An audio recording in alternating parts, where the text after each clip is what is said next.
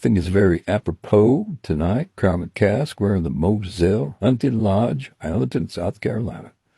It's one of our shirts we have up. Because tonight we're going to talk about what evidence did the defense, what evidence did the prosecution really have? Listen, I'm sure Creighton Waters is a fantastic attorney.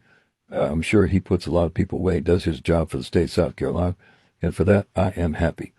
But, you know, Alex Murdaugh, bad person, no doubt about it. But I'm going to show you, it's just not there. By the way, tonight we got the little Yeti cup back out, little Yeti, and what we got in here tonight? We got a little tin cup, not a bad little American whiskey for something that was distilled in Indiana, I think. Tin cup. Try it. It's not bad. All right. So we're going to show you the opening, a little clip of the opening statement. Okay? It's very important. Opening statement. You can say a lot of things. Evidence will show. Evidence will show. And they're going to talk about some evidence. Defensive wounds. And they're going to talk about him saying that he lied about being at the kennels. You tell me if he lied. We might be splitting hairs on this, but you tell me that he lied, because I'm going to show you then the testimony, what Alex said, and what he said was the truth. I never told him I was at the kennels. And then I have the video from David Owen showing exactly what he said, that he left the house. He never said he was at the kennels. Here we go. Ready? Let's go. The evidence is going to show that neither Paul nor Maggie had any defensive wounds. Neither one of them had any defensive wounds, as if they didn't see a threat coming from their attacker. And the evidence is also going to show that both Maggie and Paul were shot at extremely close range. The evidence is going to show it's called stippling. It's almost like a tattoo, that when you get shot very close to a weapon, it leaves marks that the forensic pathologist can see. They were shot at close range and they did not have defensive wounds.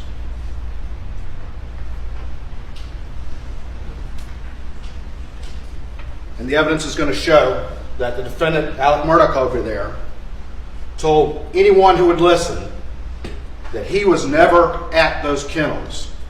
But the evidence is also going to show from these things that every one of us, most of us carry around in our pocket, that he was there. And he was there just minutes before, with Maggie and Paul, just minutes before their cell phones go silent forever and ever. Despite what he told people, I was never at those kennels, the cell phones are going to show otherwise. Ladies and gentlemen, my name is Creighton Waters. I'm with the Attorney General's office and I'll be the lead prosecutor. I introduce myself. Apparently all you have to do is say it twice. Say it twice. You can say it all you want. Just because you were minutes from someplace that something happened. So, you know, I was in Dealey Plaza just minutes before JFK got shot. Doesn't mean I shot JFK. Just means I was there minutes before it happened. Put it in that perspective. They try to put these wires together and make electricity flow to them. You were just there minutes before, right before their murder. Okay. Well, that and 50 cents that gets you through a toll booth. What else you want? Yeah, I was there minutes before they died. I don't know what to tell you. As far as the defensive wounds go, well, it leads right back into my two-shooter theory, is that they knew exactly who those people were.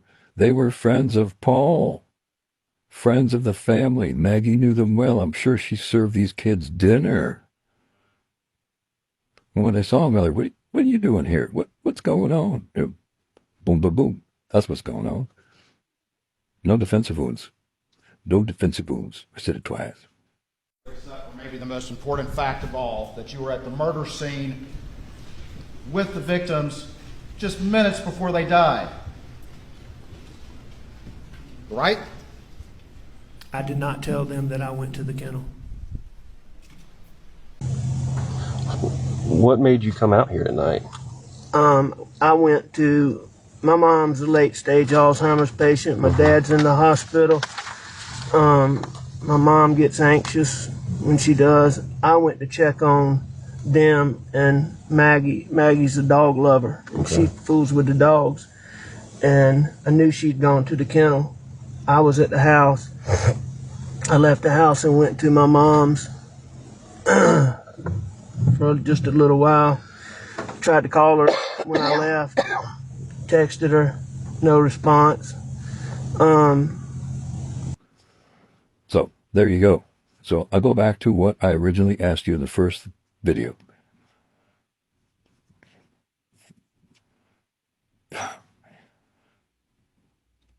I want to say that he didn't lie, okay? I really want to say that. And maybe if I say it twice, you'll believe it. He didn't lie. On a point. He didn't lie. Does that make it more believable? He should have told them. I get it. He should have told them. I was at the kennels. I left. And I went up, and then they weren't answering the phones. So I went to my mom's. They still weren't answering phones. I came back. I was like, holy shit. Now they're dead. Like, he should have told them. I want to know what the hell Alex Murdaugh knows about SLED and the crap that they have pulled before in the past that he wanted to just tell them that they weren't. But you remember, Alec knew, he knew that they knew he had his voice down at the kennels because Rogan Gibson told him, said he heard him down at the kennels. He knew that going into interviews. I don't get it. You try to figure it out for me. But you know, Moselle Hunting Lodge. I wore this to the airport last week. I got a lot of looks, a lot of smiles, look. Anyways, crap and cash guy. See you later. Try some chinko. You get it. Bye.